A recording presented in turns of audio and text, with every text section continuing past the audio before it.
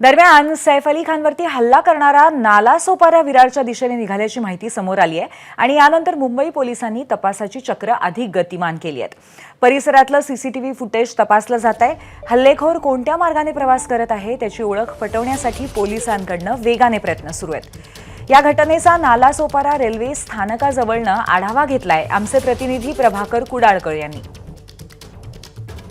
सैफ अली खानवर चाकू हल्ला करणारा हल्लेखोर विरार नालासोपाराच्या दिशेने निघाल्याची प्राथमिक माहिती मुंबई पोलिसांना मिळालेली आहे आणि त्या दृष्टीने मुंबई पोलिसांचं एक विशेष पथक नालासोपारा आणि विरारच्या दरम्यान सर्चिंग ऑपरेशन करत आहे।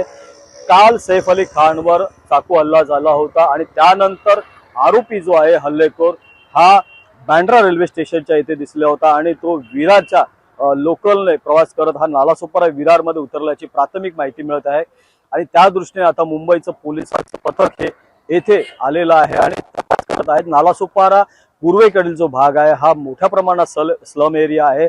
धानीव भाग, बिलालपाडा, संतोष बोन या ठिकाणी मोठ्या प्रमाणात चाळी गजबजलेल्या चाली आहेत, त्यामुळे सर्चिंग करणं फार मोठं जिकिरीचं होणार आहे। तथापि जे पोलीस यंत्रणा आहे, रिक्षा स्टँड आहे, बस स्टँड आहे, त्याचबरोबर रेल्वे स्थानक आहेत, या ठिकाणी जे आहे सीसीटीव्ही आहेत ते आता खंगाळण्याचं काम करत आहे। लवकरात लवकर आरोपीला पकडण्याचं एक मोठं आव्हान मुंबई पोलिसांसमोर आहे। मीरा भाईंदर वसई विरार पोलीस आयुक्ताला सध्या तरी मुंबई पोलिसांनी मदतीसाठी बोलवलेलं नाहीये, त्यामुळे मुंबई पोलीस एकटंच इथे सर्च करत आहे। प्रभाकर कुडाळकर, एबीपी माझा, नालासोपारा। एबीपी माझा, उघडा डोळे बघा नीट।